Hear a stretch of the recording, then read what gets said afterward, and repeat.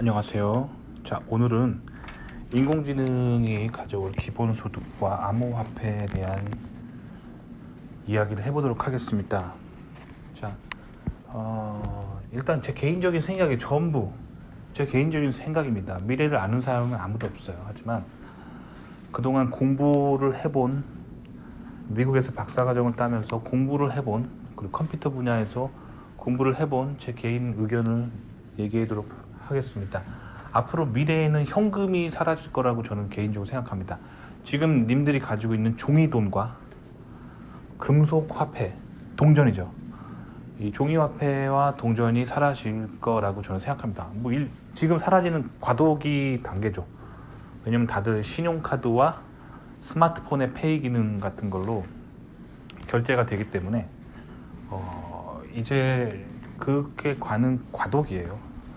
근데 자, 지금 지폐가 점점 줄어들잖아요. 미국 같은 경우는 지폐로 돈을 쓸 수 없는 매장들이 늘어나고 있어요. 뭐 예를 들면 저희 집 근처에 식당이 있거든요. 식당이요. 테이크아웃 해가지고 뭐 밥 먹고 뭐 밥을 파는데 거기에 적혀 있어요. 정문에 우리 점포는 캐시, 그러니까 현금을 안 받습니다. 신용카드나 스마트폰 페이로만 결제를 할 수 있어요. 그렇게 가고 있습니다. 자, 그래서 이런 데가 점점 늘 거라는 거죠. 그런데 현재 근데 그러면 스마트폰이나 신용카드로 결제를 하려면 이제 스마트폰이나 신용카드를 항상 들고 다녀야겠죠. 그래서 미래에는 그것이 상당히 그것조차도 불편하게 생각할 거예요, 사람들이. 그래서 생체 인식으로 그냥 결제가 되도록 할 겁니다. 자, 그래서 지금 그래서 휴먼 임플란터블 마이크로칩이 개발되고 있어요. 그래서 뭐 조그만한 컴퓨터 칩을 피부 밑에 삽입하는 겁니다. 그래서 뭐 점점 작아지고 있어요. 이제 뭐 칩은 칩 개발 기술 때문에 뭐 이제는 뭐 사람이 피부에 이물감을 느끼지 않을 정도로 점점 작아지고 있습니다. 그래서 신체에 삽입이 가능해요. 뭐 손에다가 삽입하겠죠. 왜냐면 손이 이렇게 딱 뭐 결제하기 편하니까요. 손을 그냥 단말기에 띡 갖다 대면 결제가 되는 세상이 이제 곧 올 거라는 거죠. 자, 그러면 이제 사람들이 이거를 나중에는 이렇게 범죄가 일어날 수 있어요. 지금은 남의 지갑에 있는 현금을 털어가고 뭐 그러지만 이렇게 몸에 칩을 받게 되면 막 칼로 막 몸의 신체를 도려내가지고 강도짓을 하겠죠, 도둑들이. 그러니까 그렇게 해도 훔쳐갈 수 없도록 이제 암호화폐 기술이 사용되겠죠. 암호화폐라는 게 그 암호화폐가 쓰이는 모든 루트를 다 기록하는 거잖아요. 그러니까 사람들이 암호화폐에 대해서 착각하는 게, 암호화폐는 말 그대로 암호라서 누가 사고 누가 팔았는지 알 수 없다라는 게 이제 암호화폐 하는 사람들의 어떤 생각이잖아요. 그래서 암호화폐가 범죄에도 쓰이고 막 그러잖아요. 그런데 추적이 다 가능해요. 그런 순진한 그런 생각에 속지 마세요. 암호화폐의 기본 원리는 암호가 아니에요. 그 말장난이에요. 암호화폐라고 해서 누가 썼는지를 모르게 하는 그런 용도가 아니에요. 암호화폐는. 아시겠죠? 그건 뭐냐면 그건 말장난이고, 암호화폐의 원리는 그 돈이 어디서 생겨났고 어디서 나가고 누가 썼는지를 이 세상에 있는 모든 컴퓨터에 다 기록하겠다는 거예요. 그래서 위변조가 불가하다. 위변조가 쉽지 않다. 불가능한 건 없죠. 위변조가 쉽지 않다는 개념이에요. 착각하시면 안 돼요. 하지만 그 거래소에서 한 명 한 명 누구 샀는지를 공개하지 않기 때문에 일반인이 모를 뿐이에요. 무슨 말이냐면 저는 몰라요. 저는 옆집 아저씨가 암호화폐를 얼마 가지고 있는지 몰라요. 아시겠죠? 이해 가셨죠? 하지만 그 컴퓨터, 고성능 컴퓨터를 가지고 있는 집단은 다 알 수 있습니다. 그래서 암호화폐가 개인적인 생각으로는 안전하지 않아요. 안전하지 않아요. 암호화폐를 하려면 가장 큰 가종이 있는데 그게 뭐냐면 전 세계에서 가장 강력한 슈퍼컴퓨터를 가지고 있는 집단이 매우 도덕적이고 윤리적이다. 이런 가정이 있을 때만 암호화폐는 안전한 거고 암호화폐는 안전하지 않습니다. 자, 근데 컴퓨터 하는 사람들은 자기 자신이 컴퓨터 알고리즘 만들고 자기 자신이 슈퍼컴퓨터를 만들기 때문에 자기 자신은 착하다고 생각해요. 이 무슨 말인지 알아요? 그러니까 뭐 도둑놈 있다 쳐요. 도둑놈 아들, 딸들은 자기 아빠, 엄마가 도둑놈이어도 엄마 아빠니까 착하다고 생각하죠. 우리 엄마 아빠는 착하죠. 그 세상에서 막 비난받는 정치인들도 그 정치인들의 자녀들은 자기 엄마 아빠가 착하다고 생각해요. 인간은 자기는 항상 착하다고 생각해요. 원래 그래요. 아시겠죠? 그러니까 컴퓨터 하는 사람들은 자기 자신이 그런 암호화폐를 개발하고 그러기 때문에 암호화폐는 아주 안전하다고 생각합니다. 자기가 이렇게 열심히 수학적으로 알고리즘 만들었기 때문에 암호화폐는 안전하다고 생각합니다. 마찬가지예요. 슈퍼컴퓨터 개발하는 사람도 슈퍼컴퓨터 인공지능이 악하지 않다라고 생각해요. 자기가 만들었기 때문에. 아시겠죠? 하지만 분석해 보면 그 인공지능은 악으로 갈 수밖에 없습니다. 그리고 암호화폐도 악으로 갈 소지가 있어요. 자, 테크놀로지 자체가 나쁜 건 아닙니다. 항상 말씀드리지만 테크놀로지 자체가 나쁘지 않아요. 컴퓨터로 충분히 좋은 일을 할 수 있습니다. 아시겠죠? 컴퓨터로 좋은 일을 하는 예가 뭐가 있을까요? 뭐 제가 예전에 봉사활동을 한 적이 있거든요. 봉사활동을 했었는데 그 컴퓨터로 그 지역에 좀 낙후된 지역들을 분석해서 어디를 도와주면 좋을지 뭐 이런 거 분석해서 그 지역에 필요한 지역에 뭔가 도움을 줄 수 있고 그래요. 그리고 뭐 교회 목사님들도 요새 좋은 설교 많이 하시는데 뭐 유튜브에 이렇게 영상도 올리시죠. 그리고 설교 원고도 컴퓨터로 만들고 성경책 분석 프로그램도 막 나와 있죠.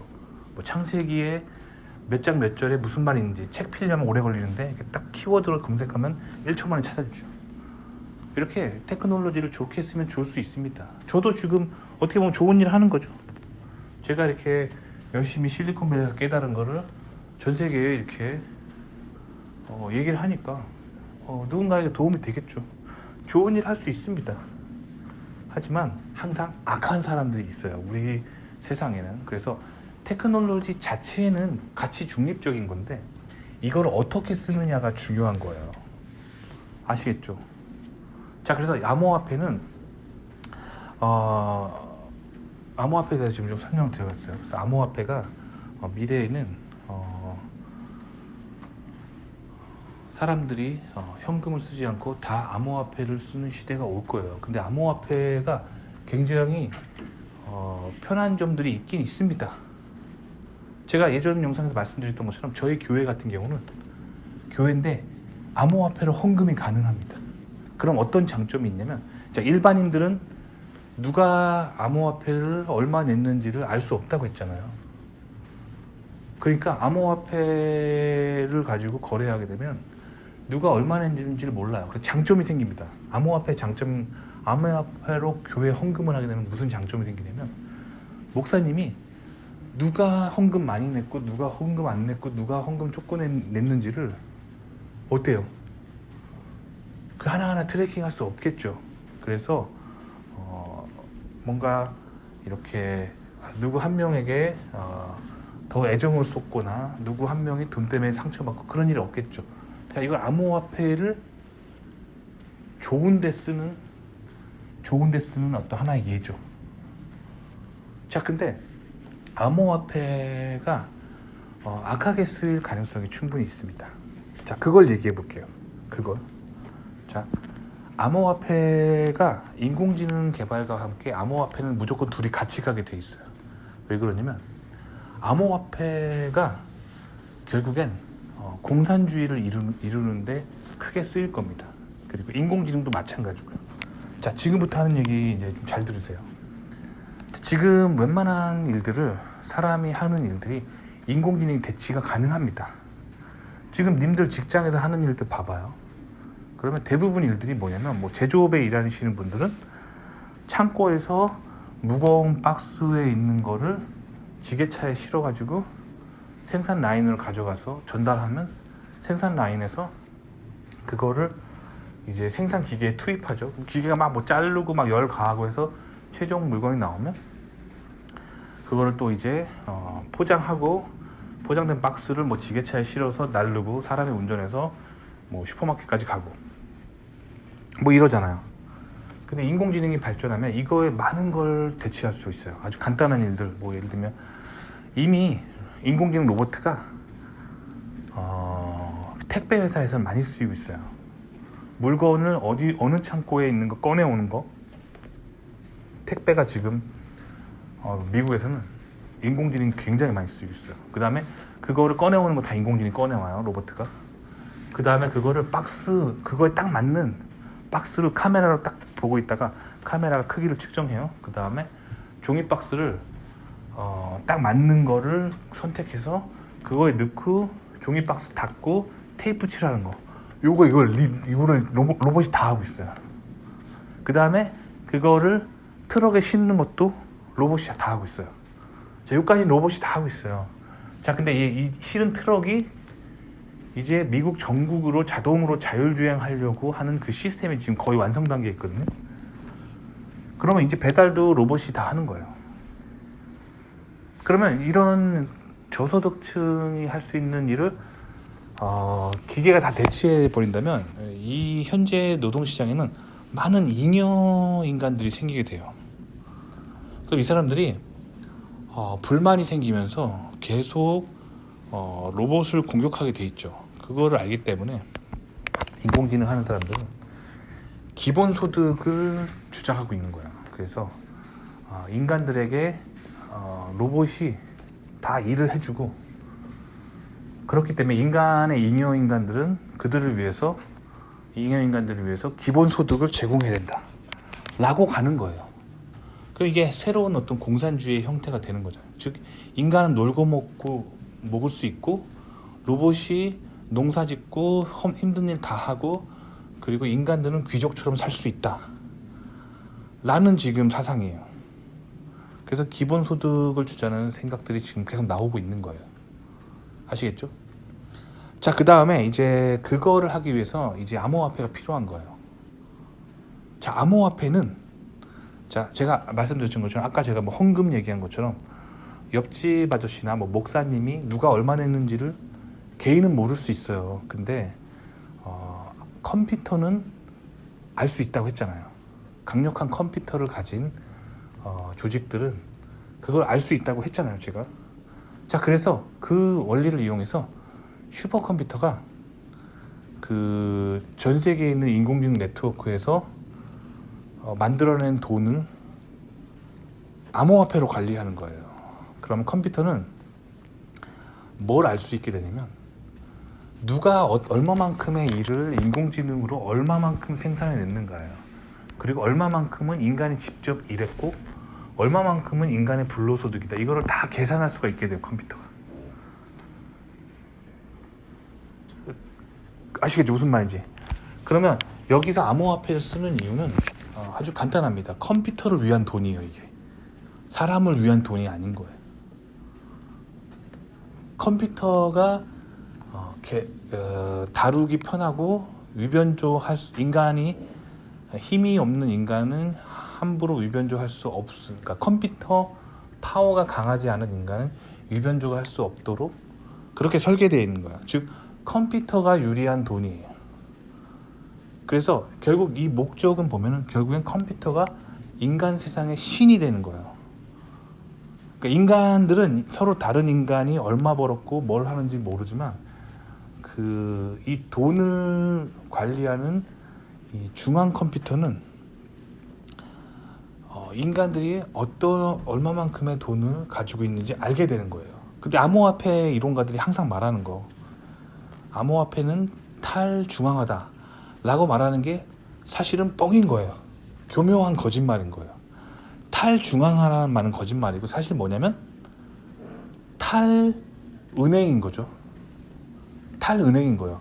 그러니까 돈이 은행 중심에서 인공지능 컴퓨터 중심으로 옮겨가는 거예요. 즉 돈이 은행가라고 하는 돈 많은 인간들에게서부터 인공지능 슈퍼컴퓨터로 옮겨가는 그런 현상이라는 거예요. 그래서 암호화폐와 인공지능 그리고 기본소득 이 세 가지는 뗄래야 뗄 수가 없고 이것들이 모여서 나중에 공산주의로 가게 돼 있는 거예요. 그러니까 기술 자체는 가치 중립적인 거예요. 컴퓨터를 좋은 일에 충분히 쓸 수 있고 암호화폐도 좋은 일에 쓸 수 있습니다. 그 대표적인 예가 아까 말씀드렸던 것처럼 헌금을 암호화폐로 내게 되면 누구는 막 목사님이 이뻐라하고 누구는 목사님에게 소외되고 이런 일이 없게 되겠죠. 장점도 분명히 있어요.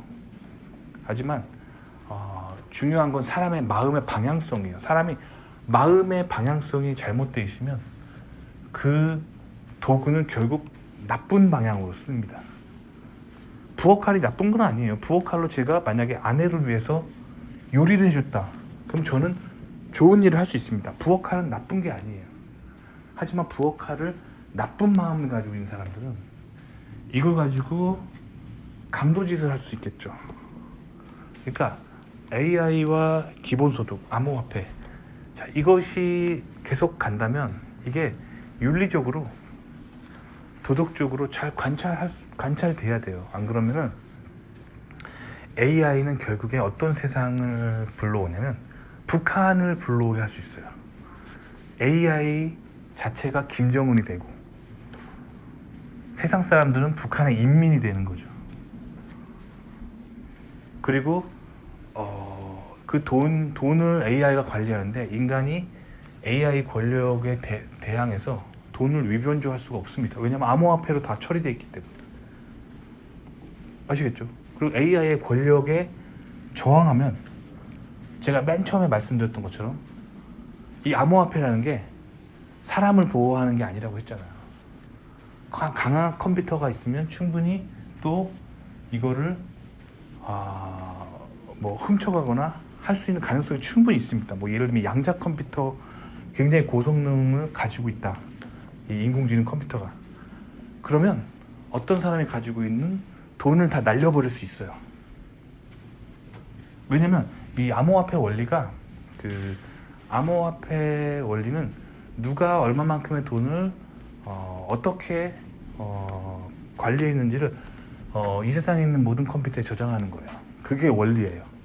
그리고 그게 누가 가지고 있는지보다는 그 돈을 가지고 있는 사람의 그 암호키 그거를 갖고 있는 사람이 이제 찾는 거기 때문에 결국 암호 해독의 문제인 거예요. 아시겠죠? 요 개념입니다. 그러니까 컴퓨터가 좋은 사람은 신이 될 수 있는 거야. 누가 얼마만큼의 돈을 누구랑 거래하는지 다 알 수 있는 거야. 그리고 컴퓨터가 안 좋은 사람들은 이게 누가 얼마만큼의 돈을 가지고 있는지 모르는 거고. 그래서 범죄자들이 착각하는 거예요. 범죄자들이 대부분 교육 수준이 높지 않고 가진 게 없는 사람들이 많아요. 그렇기 때문에 이 사람들이 착각하는 거예요. 암호화폐로 범죄를 하면은 내가 트래킹이 안 되겠구나. 그렇지 않아요. 슈퍼컴퓨터를 가지고 있는 집단은 그 암호화폐에 누가 어디서 얼마만큼 쓰는지를 다 알아낼 수 있습니다. 결국 이 암호 해독의 문제예요. 아시겠죠? 그래서 결국에는 이 슈퍼컴퓨터 중심의 인공지능 중심의 문화로 갈 거라는 거죠. 그래서 슈퍼컴퓨터를 가진 자들이 강력한 권력자로 떠오를 거라는 거예요. 이런 디스토피아가 펼쳐질 거라는 거예요. 자, 그럼 이런 세상에 오면 저처럼 슈퍼컴퓨터 같은 거를 할 수 있고 배운 지식이 있는 사람들은 계속 부자가 되겠죠. 이 슈퍼컴퓨터로 인해서 공산주의가 찾아오는데 저 같은 사람들은 김정은, 김씨 일가 같은 사람이 되겠죠.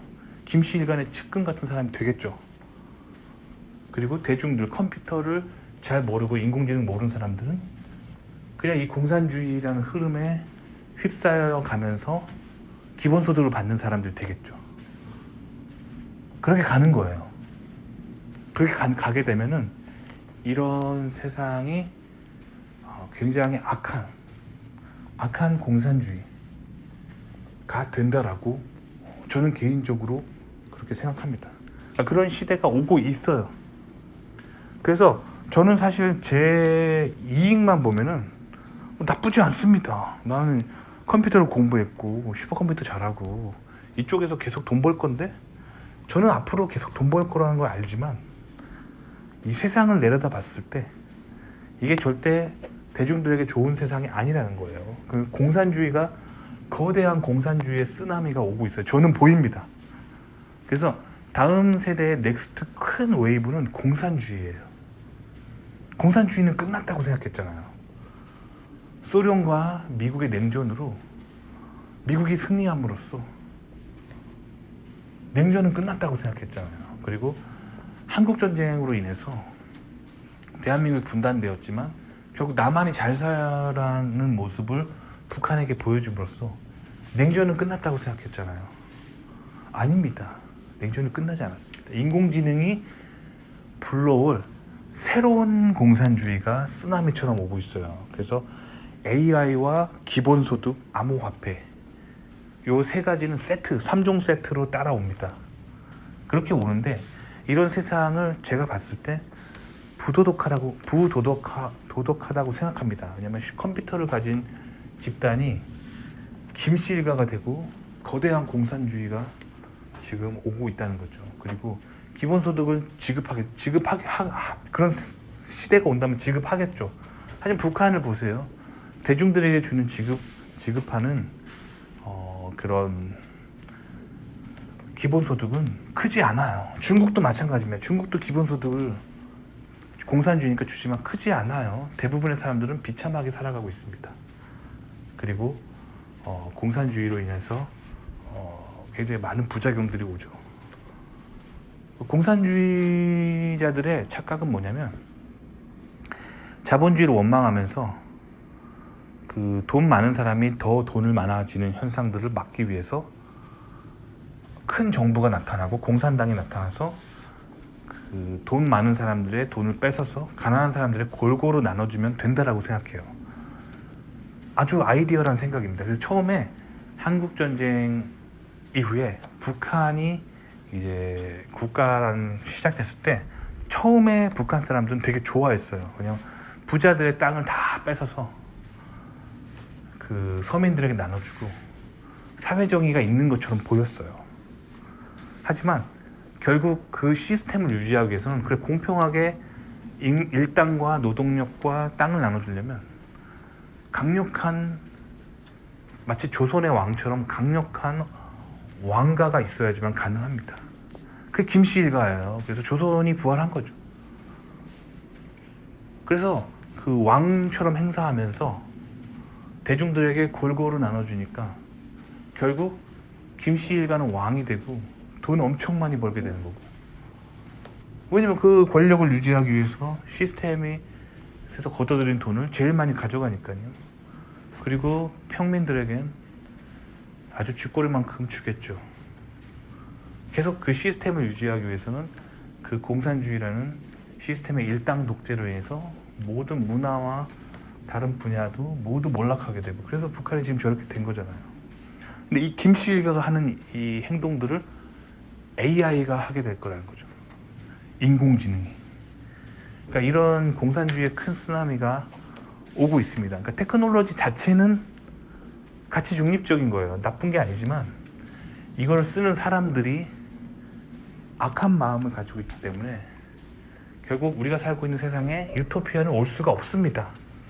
우리가 살고 있는 세상에 유토피아가 올 거라고 생각하지 마세요. 그래서 현실을 있는 그대로 보시고 현실 속에서 나 개인이 어떻게 행복하고 도덕적으로 윤리적으로 잘 살 수 있을지를 고민하는 게 올바른 거예요. 자꾸 막 시스템을 만들고 큰 정부를 만들고 막 집단을 형성하고 그렇게 해서 막 인간적인 어떤 시스템을 만들려고 하면 결국 악으로 갑니다. 그래서 오늘은 인공지능과 기본소득 그리고 암호화폐에 대해서 이야기해봤습니다. 도움이 되셨길 바랍니다.